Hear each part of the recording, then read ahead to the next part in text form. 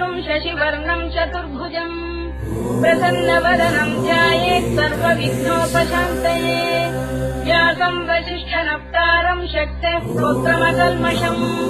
पराशरात्मजम् वन्दे शुकतातम् तपोनिधिम् व्यासाय विष्णुरूपाय व्यासरूपाय विष्णवे नमो वै ब्रह्मनिधये वासिष्ठाय नमो नमः अविकाराय शुद्धाय नित्याय परमात्मने सदैकरूपरूपाय विष्णवे सर्वजिष्णवे यस्य स्मरणमात्रेण जन्म संसारबन्धनात् विमुच्यते नमस्तस्मै विष्णवे प्रभविष्णवे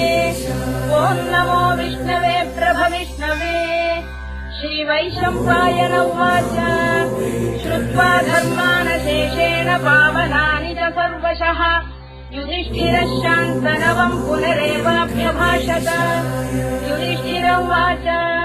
किमेकम् दैवतम् लोके किम् वाप्येकम् परायणम् सुवन्तकङ्कमत्यन्तः प्राप्नुयुर्मानवा शुभम् को धर्मः सर्वधर्माणाम् भवतः परमो मतः किम् जपन्मुच्यते जन्तुर्जन्म संसारबन्धनात् श्रीभीष्म उवाच जगत्प्रभुम् देवदेवमनन्तम् पुरुषोत्तमम् सुवन्नाम सहस्रेण पुरुषस्तततोत्थितः तमेव चार्चयन् नित्यम् भक्त्या पुरुषमव्ययम् ध्यायम् सुवन्नमस्यम् च यजमानस्तमेव च अनादिनिधनम् विष्णुम् सर्वलोकमहेश्वरम् लोकाध्यक्षम् स्तुवन्नित्यम् सर्वदुःखातिगो भवेत् ब्रह्मण्यम् सर्वधर्मज्ञम् लोकानाम् कीर्तिवर्धनम् लोकनाथम् महद्भूतम् सर्वभूतभवोद्भवम् एष मे सर्वधर्माणाम् धर्मोऽधिकतमो मतः यद्भक्त्या पुण्डरीकाक्षम् स्तवैरच्चेन्नरः सदा परमम् यो महत्तेजः परमम् यो महत्तपः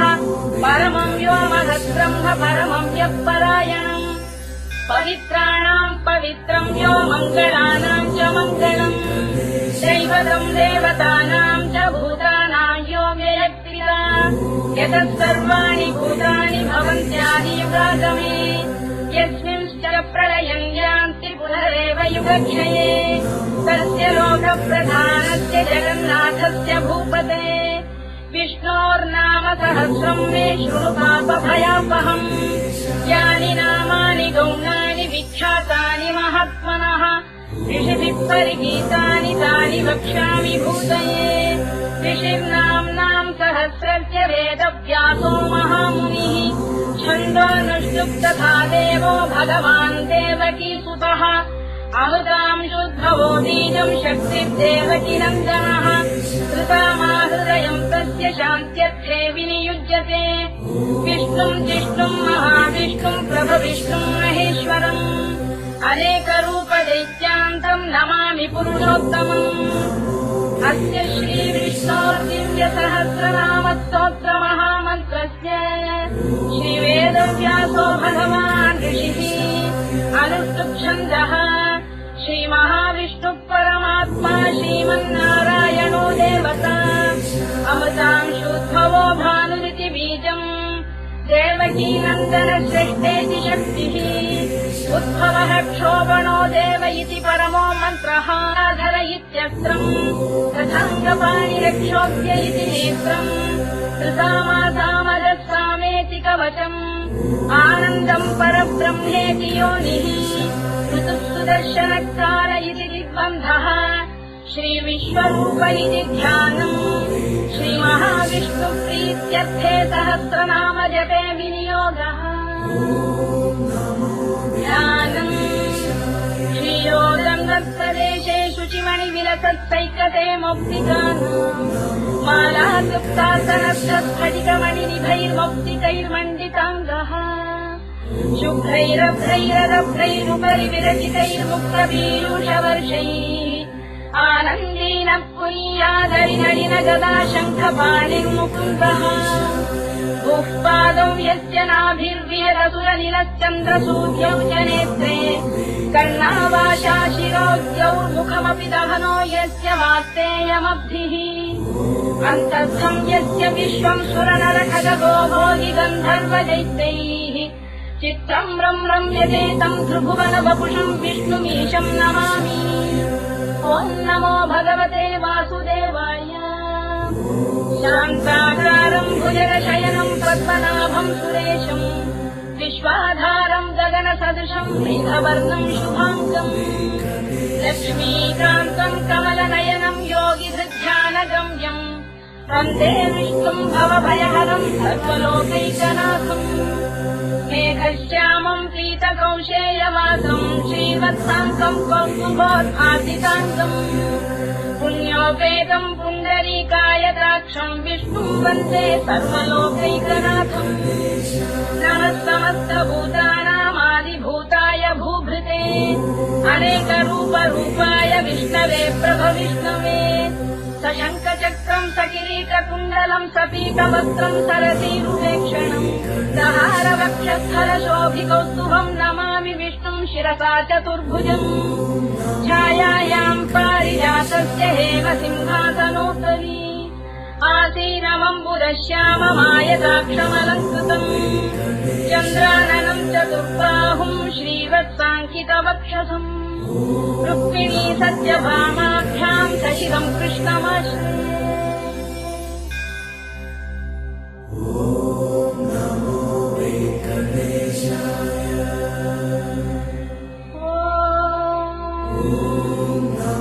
विश्वं विष्णुर्वशस्कारो भूतभव्य भवत्प्रभुः भूतभृद्भावो भूतात्मा भूतभावनः भूतात्मा परमात्मा च मुक्तानां परमागतिः अव्ययः पुरुषः साक्षी क्षेत्रज्ञोऽक्षर एव च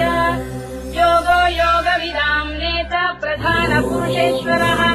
नारसिंहवपुः श्रीमान् केशवः पुरुषोत्तमः सर्वशिवधानुर्भूतादिर्निधिरव्ययः सम्भवो भावनो भर्ता प्रभव प्रभुरीश्वरः स्वयं पूष्यम्बुरादित्यः पुष्कराक्षो महात्मनः अनादिनिधनो धाता विधाता धातुरुत्तमः अप्रमेयो ऋषिकेशः पद्मनाभोऽमरप्रभुः विश्वकर्मा मनुस्पष्टास्थविष्टस्थविरोध्रुवः अग्राश्यशाश्वतकृष्णो लोहिताक्षप्रदर्शनः प्रभूतस्त्रिकगुप्धाम पवित्रं मङ्गलम् परम् ईशानप्राणदप्राणो ज्येष्ठः श्रेष्ठः प्रजापतिः हिरण्यगर्भो भूगर्भो माधवो मधुसूदनः ईश्वरो विक्रमी धन्वी मेधावी विक्रमक्रमः अनुत्तमो दुराधर्षकृतज्ञकृतिरात्मवान् सुरेशः शरणं शर्म विश्वरेता प्रजाभवः अगत्संवत्सरोऽव्यालप्रत्ययः सर्वदर्शनः अजः सर्वेश्वरः सिद्धः सिद्धिः सर्वादिरच्युतः कृशाकपिरमेयात्मा सर्वयोगविनिश्रुतः वसुर्वसुमनः सत्यः समात्मा संविदः समः अमोघः पुण्डरीकाक्षो वृषकर्मा वृषाकृतिः रुद्रो बहुशिरा बभ्रुर्विश्वयोनिः श्रुतिश्रवाः अमृतः शाश्वतस्थाणुर्वरारोहो महासभाः सर्वदः सर्वविद्वानुर्विश्वरवित्कविः लोकाध्यक्षः सुराध्यक्षो धर्माध्यक्षकृताकृतः चतुरात्मा चतुर्व्यूहः चतुर्दंष्टः चतुर्भुजः राजिष्ठुर्भोजनं भोक्ता सहिष्ठुर्जगदादिजः अनघो विजयो जेता विश्वयोनिः पुनर्वसुः भूपेन्द्रो वामनः प्रांशुरमोघः शुचिरूर्जितः अतीन्द्रः सङ्ग्रहः सर्वो धृतात्मा नियमो यमः वेद्यो वैद्यः सदा योगी वीरः माधवो मधुः अतीन्द्रियो महामायो महोत्साहो महाबलः महाबुद्धिर्महावीर्यो महाशक्तिर्महाद्युतिः अनितेश्यवपुः श्रीमान् अमेयात्मा महादृधृत् महेश्वासो महीभर्ता श्रीनिवासः सदाङ्गतिः अनिरुद्धः सुरानन्दो गोविन्दो गोविदाम्पतिः मरीचित्तमनोहंसः सुपर्णो भुजगोत्तमः हिरण्यनाभः सुतपाः पद्मनाभः प्रजापतिः अमृत्युः सर्वदृक्सिंहः सन्धाता सन्धिमान् स्थिरः अजो दुर्मर्शनशास्ता विश्रुतात्मा सुरारिहा गुरुर्गुरुतमो धाम सत्यपराक्रमः निमिषो निमिषसक्री वाचस्पतिरुदारधीः अग्रणी ग्रामणी श्रीमान् न्यायो नेता समीरणः सहस्रमूर्धा विश्वात्मा सहस्राक्षः सहस्रपात् आवर्तनो निवृत्तात्मा संवृतः सम्प्रवर्तनः अधः संवर्तको गन्धिरनिरोधरणीधरः सुप्रसादप्रसन्नात्मा विश्वधृक् विश्वभुक्विभुः सत्कर्ता सत्कृतः साधुर्जन्मनारायणो नरः असङ्ख्येयो प्रमेयात्मा विशिष्टः शिष्टकृच्छुचिः सिद्धार्थसिद्धसङ्कल्पसिद्धिदसिद्धिसाधनः वृषाही वृषभो विष्णुर्वृषपर्वा वृषोदरः वर्धनो वर्धमानस्य विविक्तश्रुतिसादरः सुभुजो दुर्धरो वाग्मी महेन्द्रो वसुदो वसुः नैकरूपो बृहद्रूपः शिविविष्टप्रकाशनः ओजस्तेजोद्युतिधरः प्रकाशात्मा प्रतापनः सिद्धस्पष्टाक्षरो मन्त्रश्चन्द्रांशुर्भास्करद्युतिः अमृतांशुद्धवो भानुष्यजबिन्दुः औषधम् जगतः सेतुः सत्यधर्मपराक्रमः भूतभव्यभवन्नाथः पवनः पावनो नरः कामः कामकृत्कान्तः कामप्रदप्रभुः युगादिकृत्युगावर्तो नैकमायो महाशनः अदृश्यो व्यक्तरूपश्च सहस्रजिदनन्तजित् इष्टो विशिष्टः शिष्टेष्टः शिखण्डी नभुषो वृषः क्रोधः क्रोधकृत्कर्ता विश्वबाहुर्महीधरः अच्युतप्रतिधः प्राणदो वासवानुजः अपाम् निधिरधिष्ठानमप्रमत्तप्रतिष्ठितः स्कन्दधरो धुर्यो वरदो वायुवाहनः वासुदेवो बृहद्भानुरादिदेवः पुरन्दरः अशोकस्तारणस्तारः शूरः शौरिर्जनेश्वरः अनुकूलश्च तावत्तः पत्नी पद्मनिभेक्षणः पद्मनाभोरविन्दाक्षः पद्मगर्भः शरीरभृत् अहर्धिर्वृद्धो वृद्धात्मा महाक्षो गरुडध्वजः अतुलशरभो भीमः समयज्ञो हविर्हरिः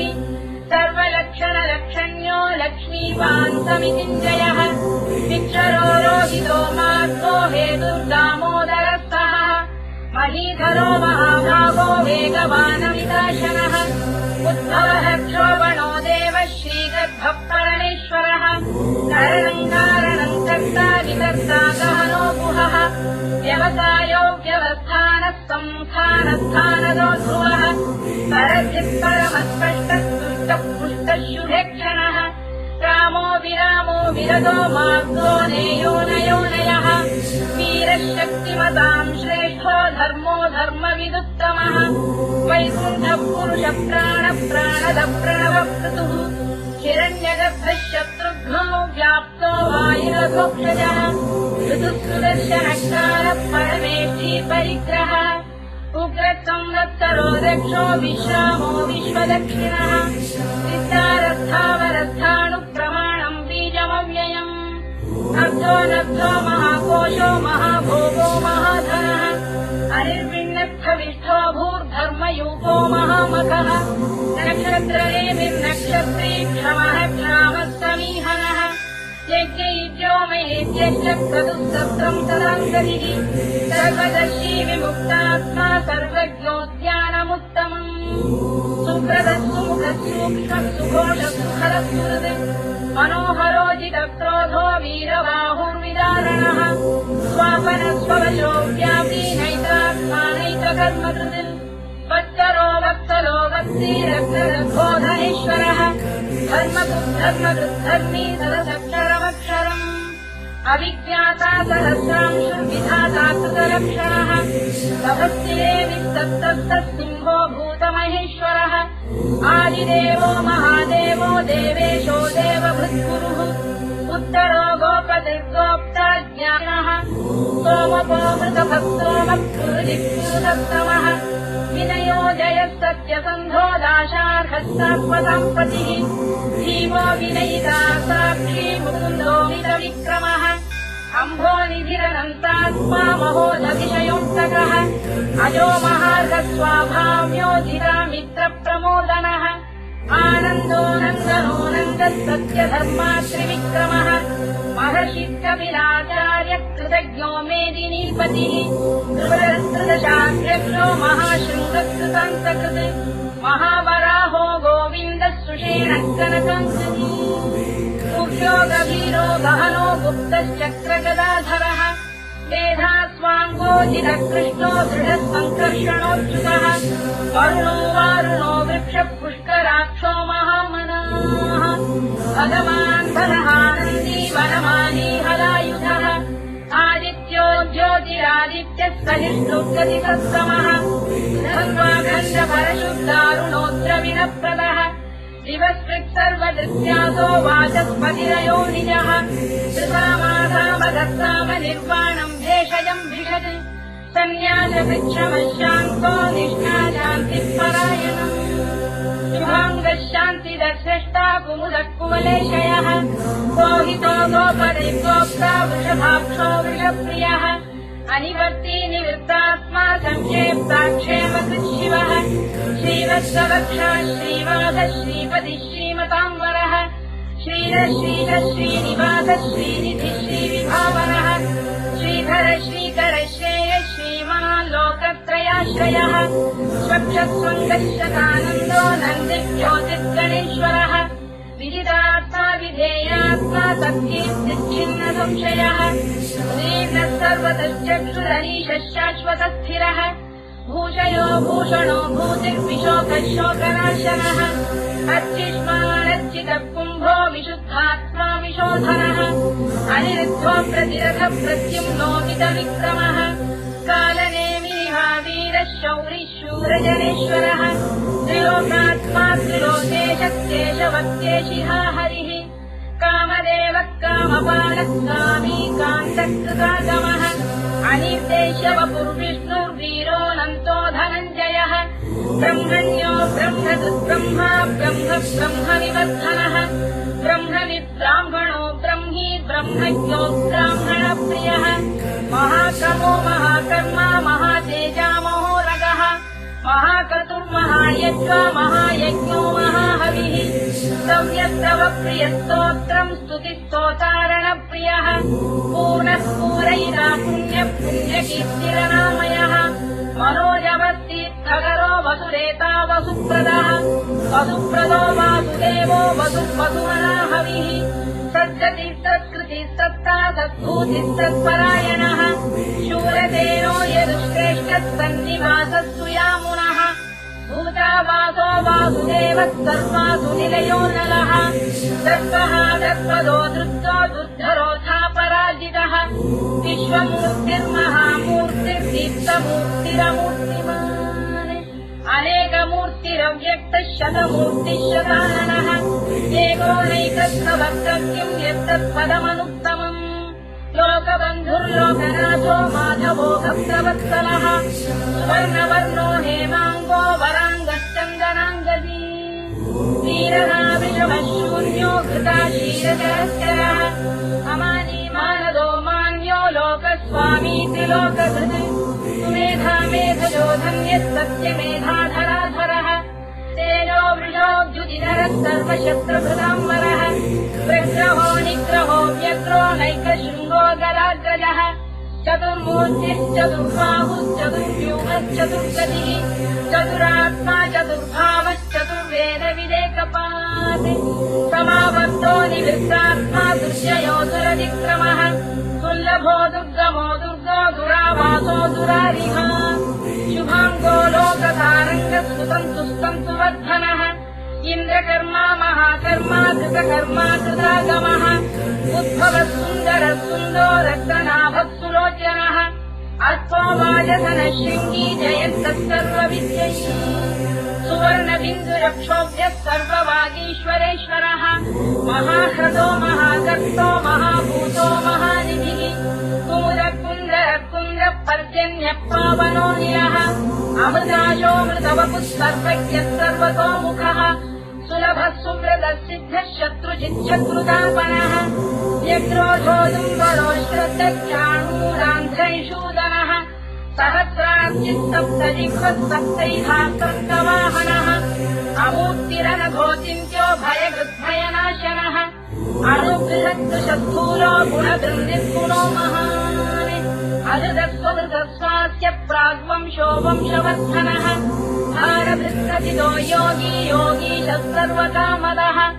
आश्रमश्रमणः क्षामः सुवर्णो वायुवाहनः धनुर्धरो धनुर्वेदो दण्डो दमयिता दमः अपराजितः सर्वसहो नियन्ता नियमो यमः सत्त्ववान् सात्विकः सत्यः सत्यधर्मपरायणः अभिप्रायः प्रियार्होरप्रियकृत्प्रीतिवर्धनः विधायकगतिर्ज्योतिः सुरुचित्कुतभुक्तिभुः रविर्विरोचनः सूर्यः सवितारविरोचनः अनन्तो हुतबुद्धोक्ता सुखदो नैकजोऽग्रजः अनिर्विण्णः सदामर्षी लोकाधिष्ठानमद्भुतः सनातनतमः कपिलः कपिरोऽव्ययः स्वस्तिरः स्वस्तिकृत् स्वस्तिः स्वस्तिभुक् स्वस्तिदक्षिणः आरोग्यः कुण्डलीचक्री विक्रम्यूर्जितशासनः शब्दादिकः शब्दतः शिशिरः शर्वरीकरः अक्रूरप्रेषलो दक्षो दक्षिणः क्षमिणाम्बरः चित्रोत्तमो वीतभयः पुण्यश्रवणकीर्तनः उद्धारणो दुष्कृतिः पुण्यो दुःस्वप्ननाशनः वीरः रक्षणः सन्तो जीवनः पर्यवस्थितः अनन्तरूपोऽनन्तश्रीर्जितमन्युर्भयापहः चतुरश्रो गभीरात्मा विनियोग्यादिशो दिशः अनादिर्भूर्भुवो लक्ष्मी सुवीरो रुचिराङ्गदः जननो जनजन्मादिर्भीमो भीमपराक्रमः आधारनिलयो धाता पुष्पहासप्रजागरः ऊर्ध्वरः सत्त्वधाचारः प्राणः प्रणवप्रणः प्रमाणम् प्राणनिलय प्राणभृत्प्राणजीवनः तत्त्वम् तत्त्वविदेकात्मा जन्ममुच्युजराजिगः भूर्भुवः स्वस्तरुस्तारः सविता प्रपितामहः यज्ञो यज्ञपतिर्यज्वा यज्ञाङ्गो यज्ञवाहनः यज्ञभृत्यज्ञभृत्यज्ञी यज्ञभुक्यज्ञसाधनः यज्ञान्तकृत्यज्ञगुह्यमन्नमन्नाद एव च आत्मयोनिः स्वयम् जातो वैखानः कामदायनः देवकीनन्दनः स्रष्टा क्षितीशः पापनाशनः शङ्खबृन्नन्दकी चक्रीशाङ्गधन्वागदाधरः तथाङ्गपाणिरक्षोभ्यः सर्वप्रहरणायुधः सर्वप्रहरणायुध ओम् नम इति परमालीकरीशाङ्गी शङ्खी चक्री च नन्दती श्रीमान्नारायणो विष्णुर्वासुदेवोऽभिरक्षतु परमालीकरीशाङ्गी शङ्खी चक्री च नन्दकी श्रीमान्नारायणो विष्णुर्वासुदेवोऽभिरक्षतु परमालीकरीशाङ्गी शङ्खी चक्री च नन्दकी श्रीमान्नारायणो विष्णुर्वासुदेवोऽभिरक्षतु इतीदम् कीर्तनीयस्य केशवस्य महात्मनः नाम्नाम् सहस्रम् दिव्यानामशेषेण प्रकीर्तितम् यैदम् शृणुयाम् नित्यम् यश्चापि परिकीर्तयेत्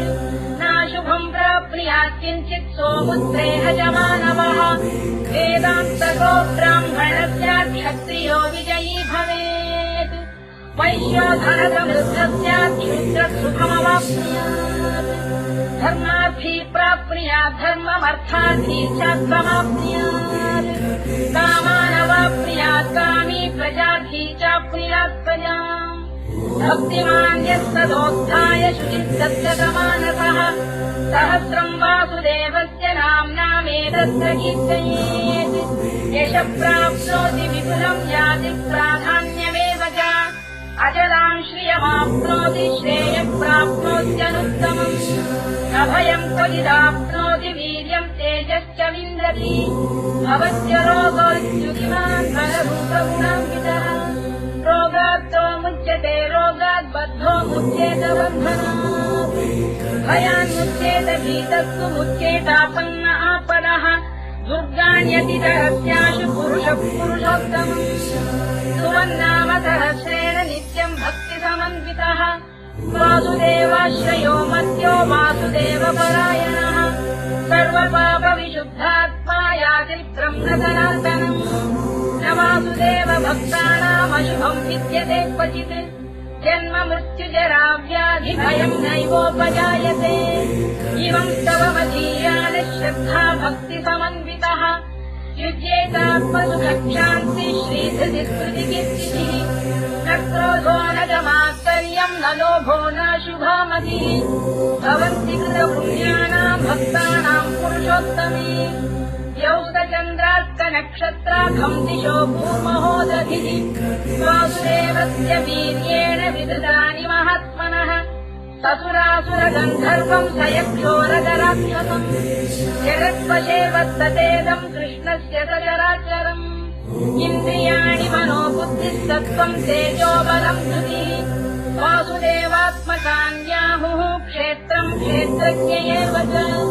सर्वागमानामाचारप्रथमम् परिकल्पते आचारप्रभवो धर्मो धर्मस्य प्रभुरच्युतः ऋषयः देवा महाभूतानि धातवः जङ्गमा जङ्गमम् चेदम् जगन्नारायणोद्भवम्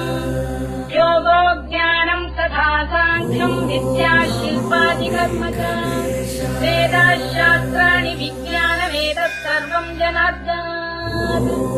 एको विष्णुर्मदद्भूतम् पृथग्भूतान्यनेकशः त्रीलोकान् व्याप्य भूतात्मा भुङ्क्ते विश्वभुवव्ययः इमम् स्तवम् भगवतो विष्णो व्यासेन कीर्तितम् तदेत्यैच्छेत् पुरुषः श्रेयः प्राप्तुम् सुखानि च विश्वेश्वरमजम् देवम् जगतः प्रभुमव्ययम् भजन्ति ये पुष्कराक्षम् न ते यान्ति पराभवम् उन्नमयति अर्जुनोवाच पद्मपत्रविशालाक्ष पद्मनाभसुरोत्तम भक्तानामनुरक्तानाम् त्राता भव जनार्दन श्रीभगवानुवाच यो माम् नाम सहस्रेण स्तोतुमिच्छति पाण्डव सोऽहमेकेन श्लोकेन स्तुत एव न संशयोऽन्नमयति व्यासोवाच वासनात् वासुदेवस्य वासितम् भुवनत्रयम् सर्वभूतनिवासोऽसि वासुदेव नमोऽस्तु ते वासुदेव नमोऽस्तुतोऽन्नमयति पार्वत्युवाच केनोपायेन लघुना विष्णोर्नाम सहस्रकम् पठ्यते पण्डितैर्नित्यम् श्रोतुमिच्छाम्यहम् प्रभो ईश्वरोवाच श्रीराम राम रामेति रमे रामे मनोरमे सहस्रनाम तत्तुल्यम् राम नाम वरानने श्रीराम राम रामेति रमे रामे मनोरमे सहस्रनाम तत्तुल्यम् राम नाम वरानने श्रीराम राम रामेति रमे रामे मनोरमे सहस्रनाम तत्तुल्यम् राम नाम वरानने राम नाम वराननमोन्नमयति ब्रह्मोवाच नमोऽस्त्वनन्ताय सहस्रमूर्तये सहस्रपादाक्षि शिरोरुबाहवे सहस्रनाम्ने पुरुषाय शाश्वते सहस्रकोटियुगधारिणे नमः सहस्रकोटियुगधारिणे नमोऽन्नमयति सञ्जय उवाच यत्र योगेश्वर कृष्णो यत्र पार्थो धनुर्धरः तत्र श्रीविजयो भूतिः ध्रुवाणि निर्मतिर्मम श्रीभगवानुवाच अनन्याश्चिन्तयन्तो मां ये जनाः पर्युपासते तेषाम् नित्याभियुक्तानां योगक्षेमम् वहाम्यहम् परित्राणाय साधूनां विनाशाय च दुष्कृताम् धर्म संस्थापनार्थाय सम्भवामि युगे युगे